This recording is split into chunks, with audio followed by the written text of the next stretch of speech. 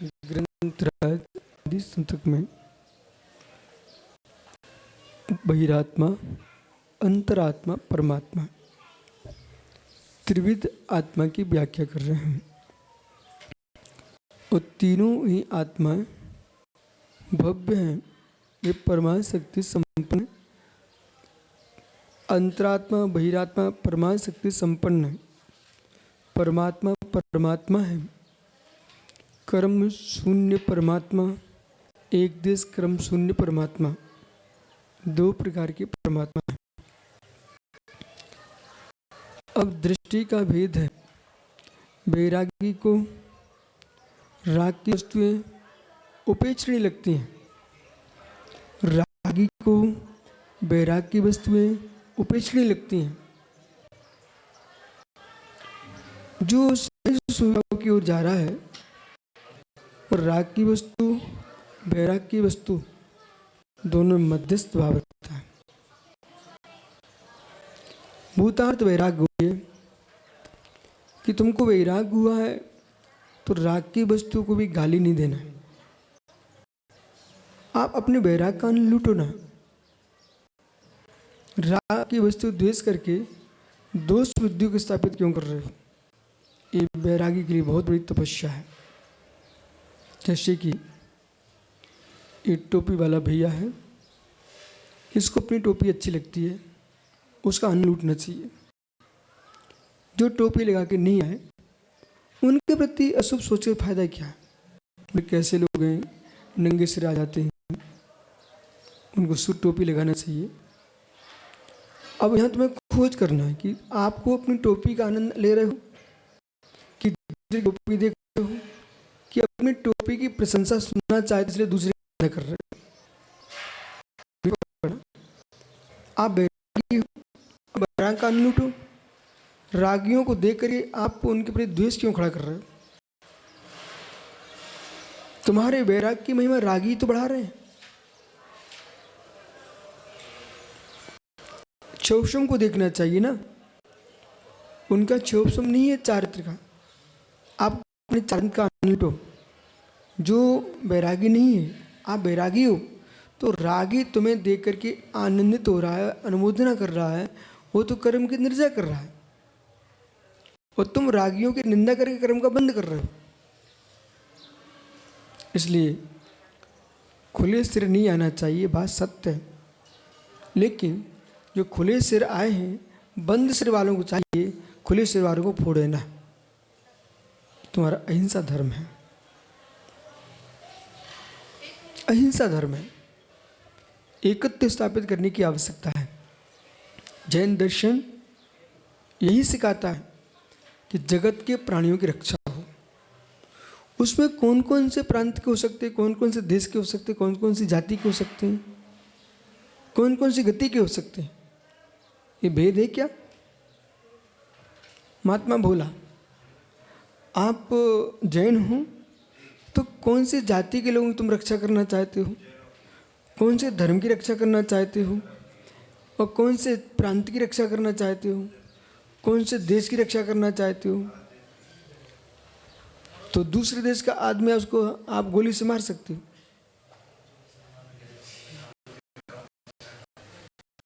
तो बोलो नहीं, हम सामान्य बात पूछ रहे हैं।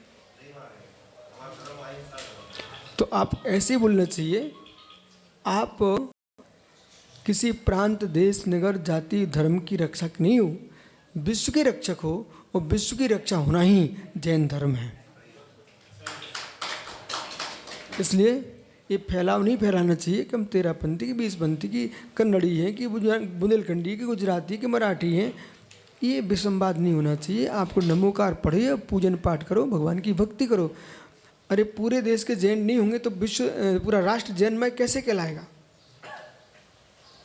नेता वही बन सकता है जो किसी प्रांत का हो पर प्रांत निरपेक्ष हो, किसी भी धर्म का हो धर्म निरपेक्ष हो। अपने घर में अपने धर्म का पालन करो, सबके बीच में तो आपको सबको लेके चलना पड़ेगा, तभी तुम नेता बनने के योग्य हो। जब सामान्य नेता की बात करें, फिर मोक्ष मार्ग का नेता, मोक्ष मार्ग से नेतारम, मोक्ष मार्ग का नेता तो एक इंद्रिय से लेकर 5 इंद्रिय तक के जीवों की रक्षा की बात करता है, वही मोक्ष मार्ग का नेता है। हमारे विचारों से, हमारे भावों से, हमारे भाषण से कहीं विघटन होता है तो मोक्ष मार्ग के नेता का खंडन होता है।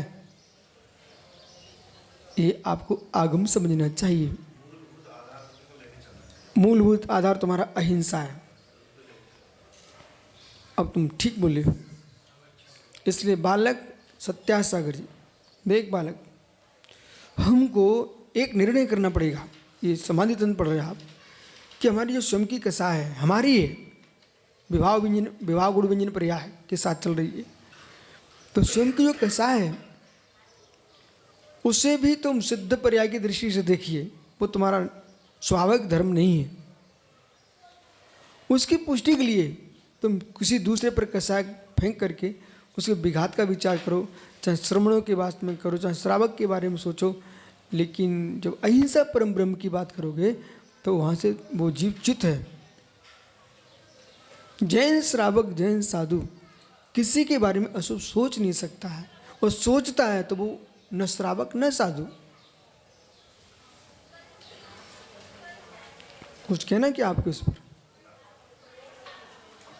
सच्चा जैन श्रावक, सच्चा जैन साधु भावलिंगी किसी के प्रति अशुभ सोच नहीं सकता, सोच नहीं सकता। करना तो बहुत दूर है, सोच नहीं सकता। यदि सोचता है न वो जैन श्रावक न वो जैन साधु। आप जो कथन कर रहे हो, मैं यही तुम्हारे बोलने के पहले मैं समझा देता हूँ। हम मिथ्या भावना को ऐसी भावना भाते हैं ये जीव का संसार ना बढ़े, इसलिए मिथ्या परिणाम समाप्त हो, न कि वो मिथ्या परिणाम वाला समाप्त हो। नहीं, उनके बोलने पूरा बोलने के पहले हमने समाधान दे दिया। बोलो बराबर बोल रहा हूँ कि नहीं बोल रहा हूँ? बस इसलिए हम सुसागर सूर्य के किसके पास जाते हैं? हम सूर्य नाम को प्रमाण नहीं मानते हैं। हम सूर्य जो हमारे तीर्थंकर महासूरी हुए हैं, भट्टारक महावीर स्वामी, उनका जो सिद्धांत है उस सिद्धांत के अनुसार जो बोलेगा उसके अनुसार जाते हैं। इसलिए आपको कभी आपने हमारे मुख से सुना? आपने कभी, इतने वर्ष हो गए आपको मेरे पास रहते रहते, कभी सुना कि उन सूर्य ने ये कहा कि गोबर में मल में जूती लपेट करके गाल पे मार दो? ये कभी सुना आपने मेरे मुख से? कभी। इसलिए मैं उतनी बात कहता हूँ, सुनिए, ये भी लिखा रखा है कि आचार पैरों से शिष्यों को मार सकते हैं। हमने आपको कभी मारा? कभी उपदेश दिया? नहीं दूंगा, न मारूंगा। क्यों? वो आचार्यों ने लिखा है, वो संघ के संचालन की दृष्टि से लिखा है, न कि वास्तव में मारने के लिए लिखा है। उसे लेकर के कोई शिष्यों को मारने न लग जाए। वो जो हाथ पैर चलाते हैं उनकी बातें भी आपने कल भी सुनी, आगे भी सुन लेना।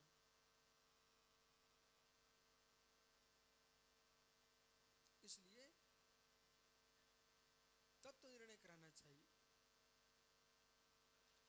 सुनिए, पक्ष अलग है, ये आध्यात्मिक ग्रंथ है, इस पर चिंतन करो आप।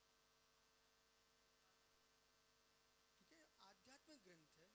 अब जैसे कि ये टोपी लगा के है भैया, अपना भव्य जीव है, ठीक है, उसकी टोपी देखकर लोग अलग से सोचते कोई भाई धर्मात्मा जीव आया, सफेद कपड़ा पहने हैं। अब इस भेष में जितना इसने सुहावना भेष बना के रखा है, इसको गुस्सा भी आएगी ना तब भी इसको शांत रहना पड़ेगा, क्योंकि भेष की लाज रखना पड़ेगी, भेष की लाज रखनी पड़ेगी। यदि इसने कोई उपद्रव मचाया तो मैं चश्मा भैया खड़ा करूंगा, वो बिल्कुल वर्तमान के वीआईपी ड्रेस में है, ठीक है, फिर भी झगड़ा हो रहा था उसको, तो भाई तेरे पैर पड़ लूं, हाथ जोड़ता हूँ, तुम लड़ो मत, तुम मेरे मित्र, भेष जरूर उसका नहीं है पर उसके भाव मुझे बहुत अच्छे लगे। सोच रहे भैया? इसलिए उसको भी समझा दिया, इनको भी समझा दिया। हमको जैनत्व देखने की जरूरत है, जैनत्व देखने की जरूरत है, उसे तुम देखिए। और फिर जैनत्व के बाद जीवत्व देखने की जरूरत है, उसे देखिए। विपरीत परिणति को देख कसार, सुनिए ध्यान से, इनका एक प्रश्न है भैया जी का, कि विपरीत परिणति को देखकर कसाय तो क्या करना चाहिए? पहला प्रश्न है, जो तुम्हें कसाय आ रही है वो सम्यक है कि विपरीत है, उसे ठीक कीजिए।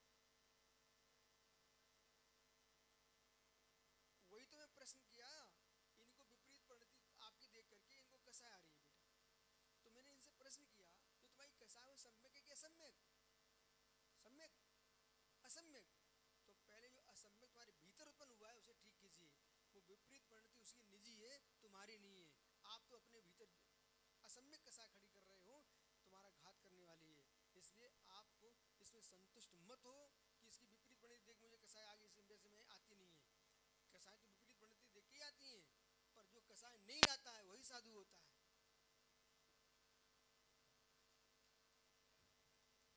नहीं, सुनिए ना, अभी अपने आप को जैनत्व से मतलब ये था, आप अपने जैन ग्रुप को मात देख रहे थे, और जीवत तो हमने कहा, तो उसमें चाहे जैन हो ना हो, हमें प्राणी मात की रक्षा करना, ये जैनत्व का भाव जीवत्व है। बराबर, ये त्याग निवृत्त्यन्ते हो गया। अनंतरज्ञ संगते दृष्टि पंगुरिथा अंधिके संयोगा दृष्टि मंगेपी संगते तदात्मनः।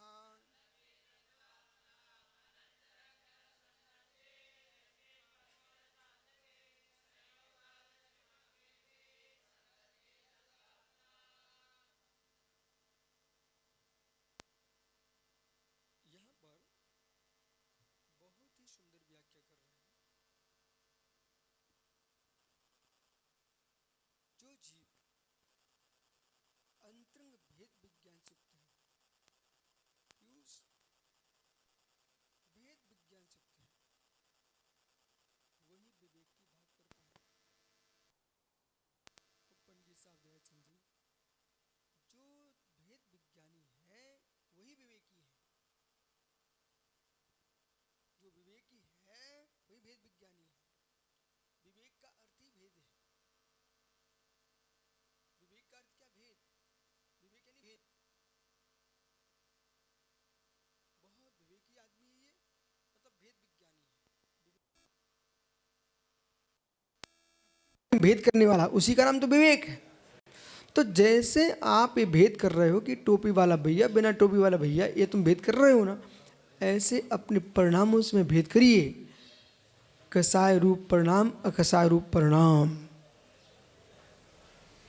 काम रूप परिणाम, ब्रह्मचर्य रूप परिणाम, चारित्र रूप परिणाम, अचारित्र रूप परिणाम।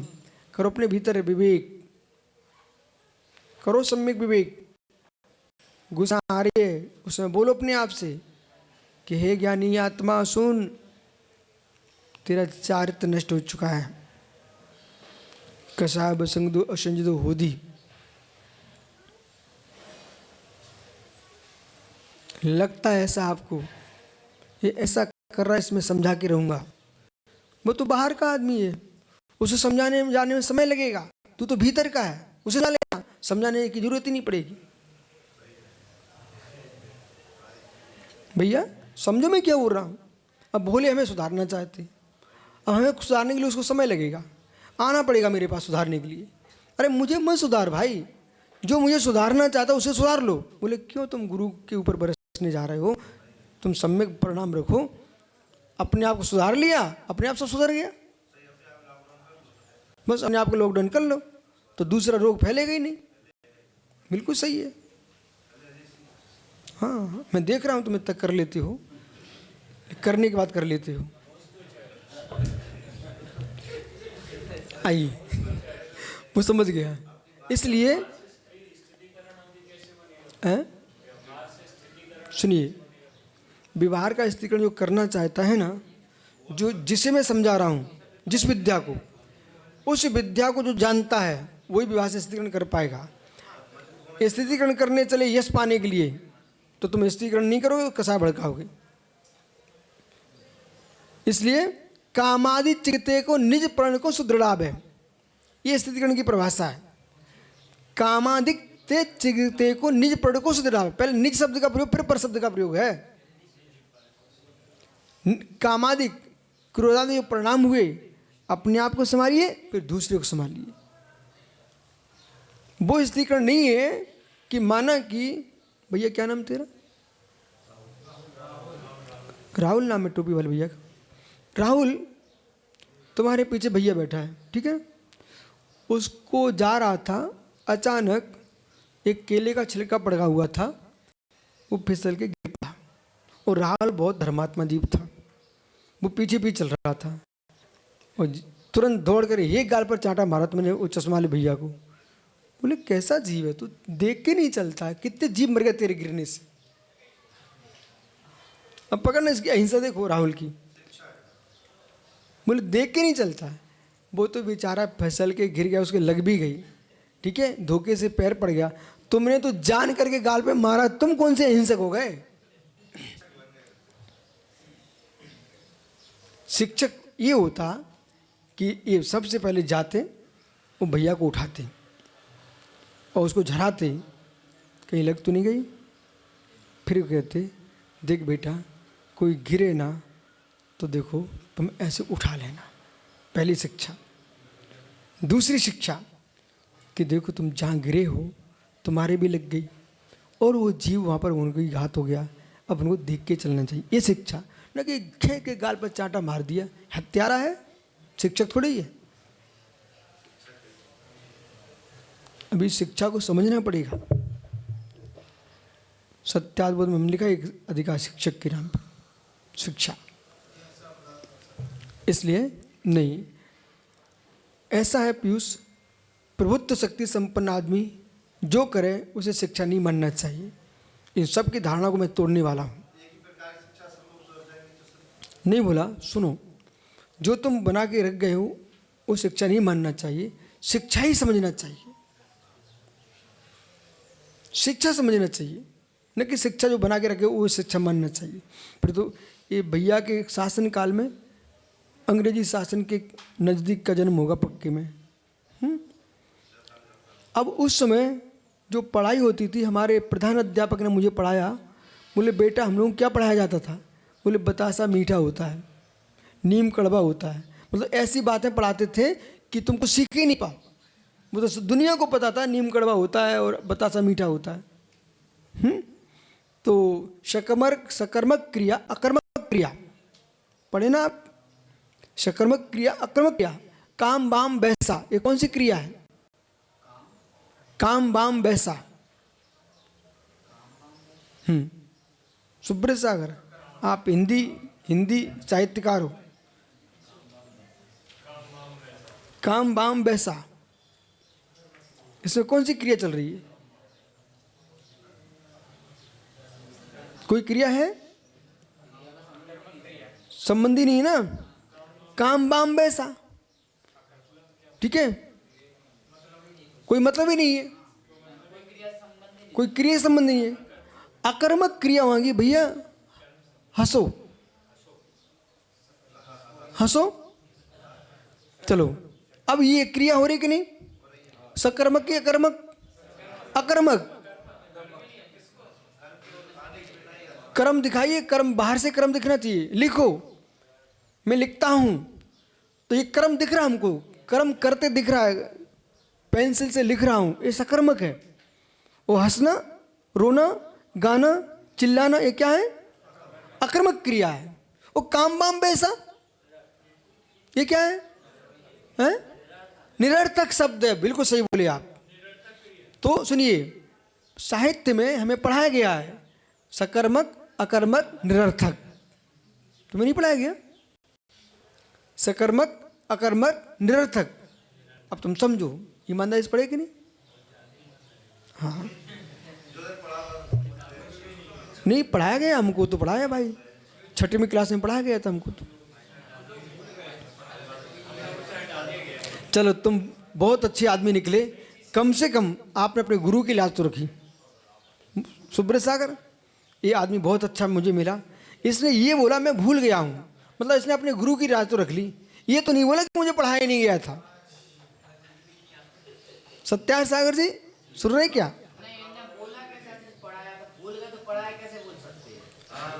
नहीं, आई ये बोल, विस्मरण शक्ति,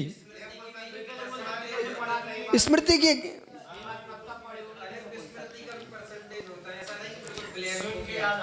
अरे भाई, ये तो आप मानते हो ना स्थापति।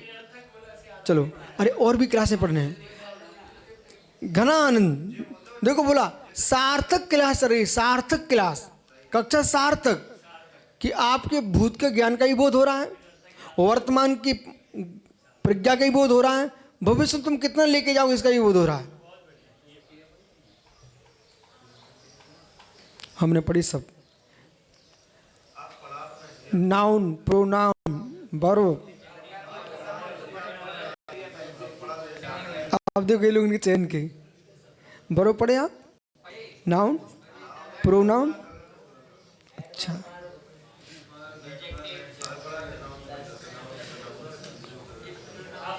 बहुत सुंदर टीचर था हमारा। आइए, इसलिए हाँ पढ़ाता हूँ, कातंत्र का नाम लो आप।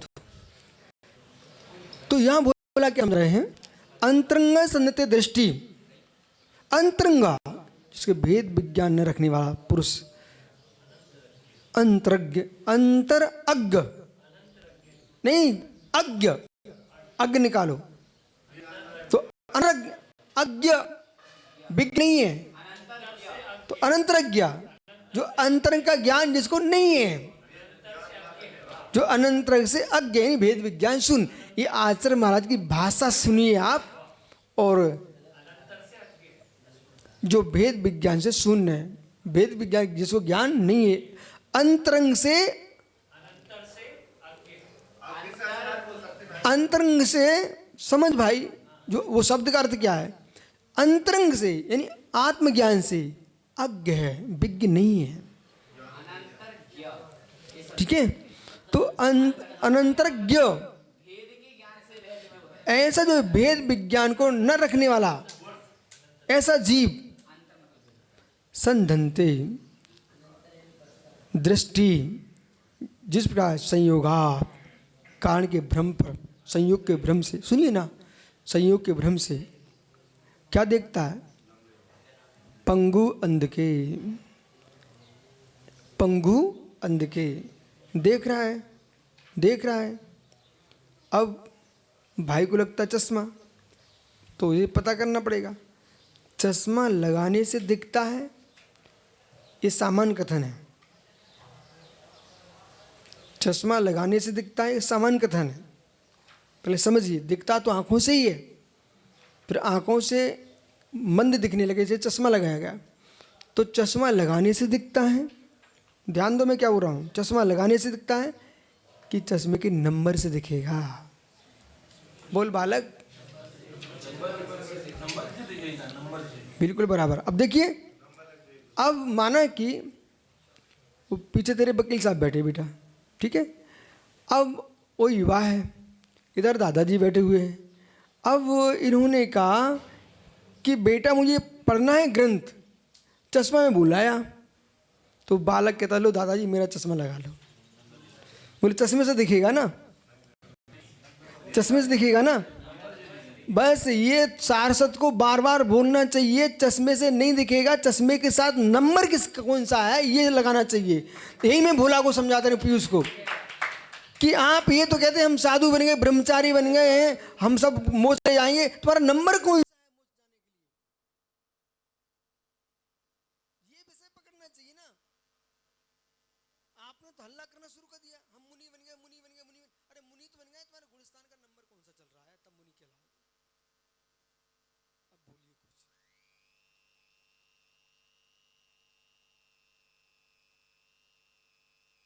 वो तुमने को पड़ गाँव बोल देता, मत सुनने के लिए बैठा हूँ, मत मानने के लिए नहीं बैठा हूँ। सुना आपको, मैं एक एक बात को ध्यान से सुना करो आप। हमने कहा तुम्हारे मत सुनने जरूर सुन रहा हूँ, पर तुम्हारे मत मानता नहीं, मैं मानता आगम को मत, मत इनकी भी सुनता हूँ, उनका भी सुन सकता हूँ, सबके मत सुनने के लिए मैं तैयार हूँ। लेकिन सुनने से फिर मेरे बोलने का नंबर आने तो पता चल जाएगा मानते कि नहीं मानते, कि 45 वर्ष में दीक्षा होना चाहिए। सुना था भाई। आइए,